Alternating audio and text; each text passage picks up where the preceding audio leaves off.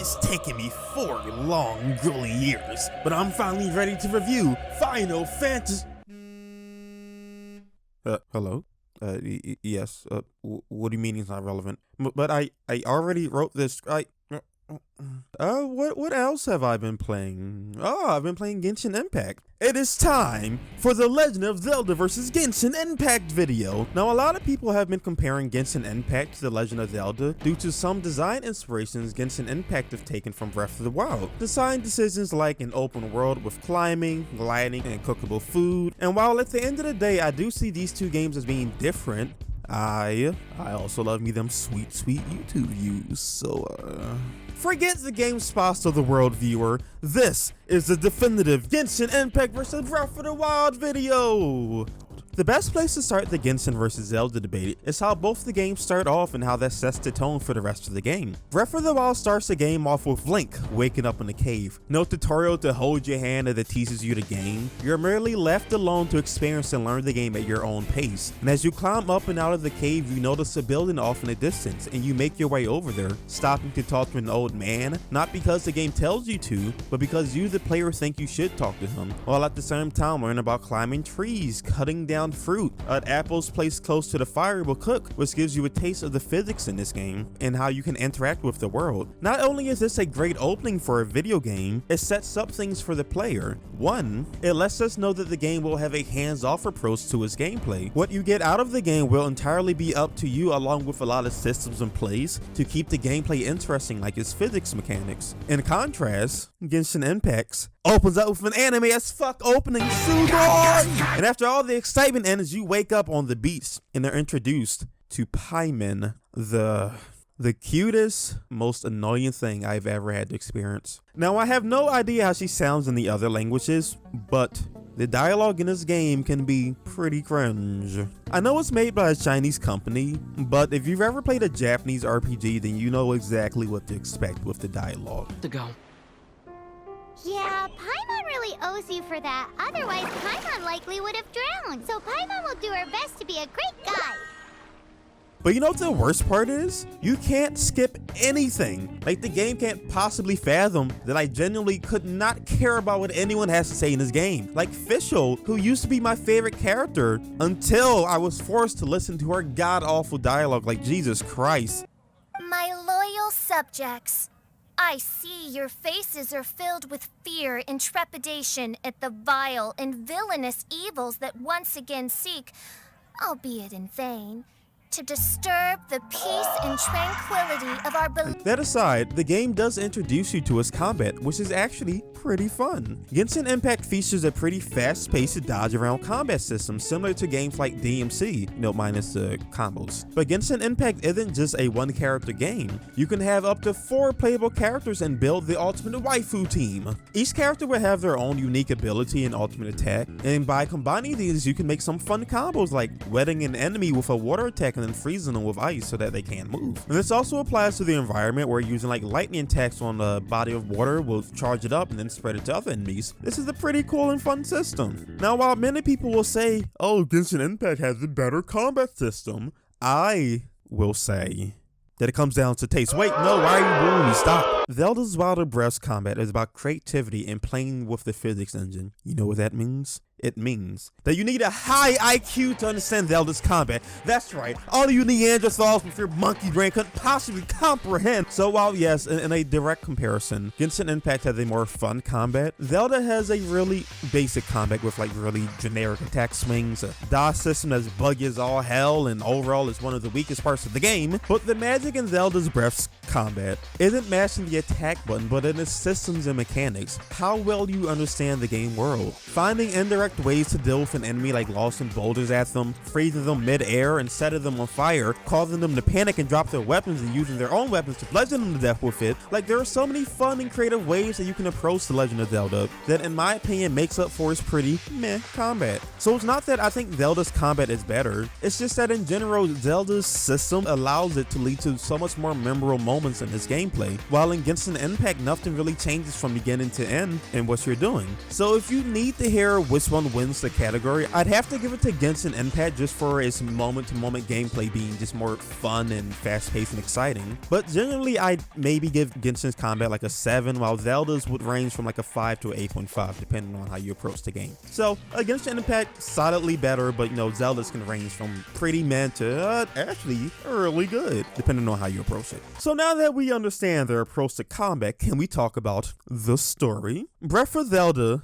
Wild takes what I like to call the Dark Souls approach to storytelling, which I do love. See, the Dark Souls approach is mostly about not doing anything at all. The game will tell you the essentials to understand what is happening and then give you a reason to, go out and fight the final boss. In Dark Souls, shit's a bit fucked and the end times are near. And in Zelda, Ganon murdered everyone, and people would like it if he stopped murdering them. And while the game will sprinkle more main story bits throughout the game, it's ultimately up to you to seek out the characters and talk to them to learn about the deeper parts of what happened in this world. I love this. I love this because it makes me feel more immersed in the world. I feel like I learned this story at my own pace and I get what I want from the story when I want it. I feel like I can use my own interpretation of what's happening to form a deeper connection with the game and the characters around me. Now, while I think this works amazingly in the Souls games, not so much in Zelda. I love the technique and style of the storytelling, but in Zelda, I feel like there's generally not a lot of meat on the bone per se. There isn't a lot of rich lore and backstory to delve into, which can ultimately lead you to completely disregarding the story and just doing whatever you feel like due to just not a lot of it being there in the first place.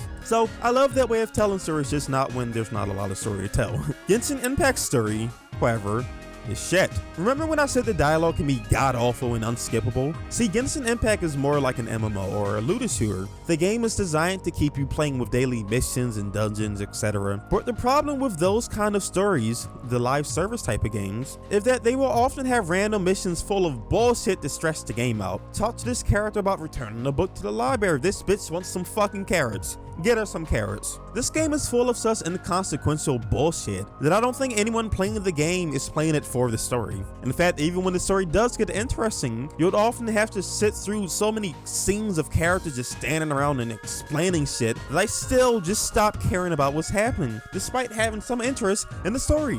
I just don't enjoy watching them stand around and just exposit the most random stuff to me, and I just have to read it. Completely unskippable. It's like the dialogue in this game is written to squeeze out every little bit of character trait that person has. Instead of being written like a normal person might talk, it is this person angry, so we have to express that in every line of dialogue, and it's like, Jesus fucking Christ. Please, just let me skip the dialogue. So while the story in this game can range from decent to god-awful depending on how bad your taste is, it does, however, provide you with a constant stream of things to do. See, in Zelda's Breath, there isn't much to do. Aside from the main story, you'll spend most of your time just completing puzzles and such to level up Link. But at a certain point, which for me was about 3 days into my playthrough, you'll hit a point where you don't feel the need to make Link stronger anymore. For that first half of the playthrough, it feels amazing. Feels like the most amazing sex you've ever had in your life for like 3 days straight, or maybe 5 depending on how quickly you move through the game. But due to the general lack of content in Zelda, you can easily hit that point in the game where it's like, why keep messing around instead of just fighting Ganon and beating the game? But in Genshin Impact, despite a lot of the missions as being nonsense, it keeps you busy. I can log in and do my daily missions, which will give me free primo gems to roll for more characters. I can do domains to get new artifacts to increase my character stats and get the right builds I want, do character stories and learn more about the Genshin Impact characters. This game is designed to keep you playing. And while that affects the quality of what you're going through, if it doesn't bother you, you can easily play this game every day for months before you start to slow down. It's hard for me to say which I like more. I enjoyed being in Zelda's world a lot more, but the general lack of content didn't keep me playing the game for that long. But in Genshin Impact, I genuinely could not give a shit about what half these characters are saying, but I enjoy the combat loot and building my character so much that I play almost every day. I can upgrade my weapons, I can get constellations which gives my characters more abilities, I can upgrade their individual abilities, I can do my daily and weekly missions to increase my battle pass, which gives me new items every level up. I love RPG games, so I love this part of Genshin Impact. So after going through the general combat and story / content of 2 games, I feel like we need to address the quality and experience these two games bring to the table. And this might be my biggest complaint about Genshin Impact. Genshin Impact is not a polished game, at least on the PS4. I hear the PS4 version is the worst one that you can play, and if you want to play Genshin Impact, you should be on PC, so that's mobile. But I played on the PS4, so we're going to talk about the PS4 version. So if you do play on the PC or the handheld, maybe some of these issues aren't actually there or that bad, but this game can be so irritating to play sometimes. Terrible frame rate issues, the game's lagging, you have to run over items to pick it up, and sometimes it doesn't load in time, so you have to wait a second. Some game-breaking bugs and glitches, like the one that locked me to a cutscene and took restarting the game 5 times to overcome. 5 times? Do you know what it feels like to play a game for a month and then get like 8 characters and then your game breaks and you're like, shit, has all of that been for nothing? Have I just been wasting my life? But luckily for me, it kind of worked itself out. But you know, not everyone's that lucky. That's just the technical problems, which again, might vary from platform to platform. But then you also have problems with the game itself. Like Genshin Impact doesn't have a lock-on system. So in a game where you need to position yourself to get your abilities to hit the right opponent and, you know, target specific enemies to get rid of like healers and stuff, you might completely miss because the game chooses the wrong target. You have an open world where it's just an open world. The locations aren't varied and mostly look the same. Outside of opening chests, there's really not much reason to explore the open world. But unlike in Breath of the Wild, my jaw dropped the first time I saw a dragon and I had to go find it, or when I discovered the magical unicorn and I spent days trying to catch this thing. This is what it's like to have a living open world, but in Genshin Impact, it's kind of just there. Or like another example, like in Zelda, the world has different environments and say temperature, so Link needs to dress appropriately or he'll freeze to death. But in Genshin Impact, there's really nothing to see, nothing to really experience in the world. You're mainly just there to do the missions and the grind. So while depending on your platform, the game could be buggy as all hell, outside of that, mechanically, it's not all there. While the things it takes from Zelda's Wild Breath is overall worse than it is in that game, Genshin Impact does, however, have waifus! Dillick! These characters have some amazing character design. I need to collect them all. I would die for Sucrose. I need Dillick. Yes, waifus provide the necessary bonus against an impact to even it out with Breath of the Wild. Collect your favorite waifus, my viewers. Waifus are better than meta. No character is too bad to play as long as they are a waifu. I just mean that Genshin makes me care more about his characters than Breath of the Wild did. I couldn't even tell you what that first girl's name was. So at the end of the day, this is how I see the two games. Genshin Impact is like a live service Wild Breath. If you played games like Warframe, Destiny, or even some MMOs, Genshin Impact is more like that. Yes, it borrows elements from Zelda, and yes, it's often worse, but it generally leads to creating an experience that's different than games like Warframe. A kind of game where you can run around, gliding, enjoying the world, go grab some items you need for your build, talk to your favorite character and listen to their voice lines. I play this game every day. I do the daily missions. I love getting materials and making my character stronger so I can do the in-game content. And after a week or so, I'll use the premium games that the game gave me for free, and I'll roll for new characters and weapons. And while Breath of the Wild lacks in content and generally has a worse minute-to-minute combat, I love being in this game. Breath of the Wild was like a magical experience. Breath of the Wild created so many memories for me that I can't replicate in other games. Doing some of these puzzles and using my Unga Bunga brain to strap together some Rupee Gilbert machine to pass the puzzle feels amazing, because it feels like no one else could have done such a shit job at beating this puzzle. This was me! This was my awful idea. And Genshin Impact just doesn't have those unique gameplay moments or that immersive world. So at the end of the day, while I think Breath of the Wild offers an unparalleled experience as a video game, Genshin Impact takes some of those elements not to be a better Zelda clone, but to be a better live service game. And as a live service game, this is the one I want to play the most compared to what else is offered out there, especially with the many problems with Warframe.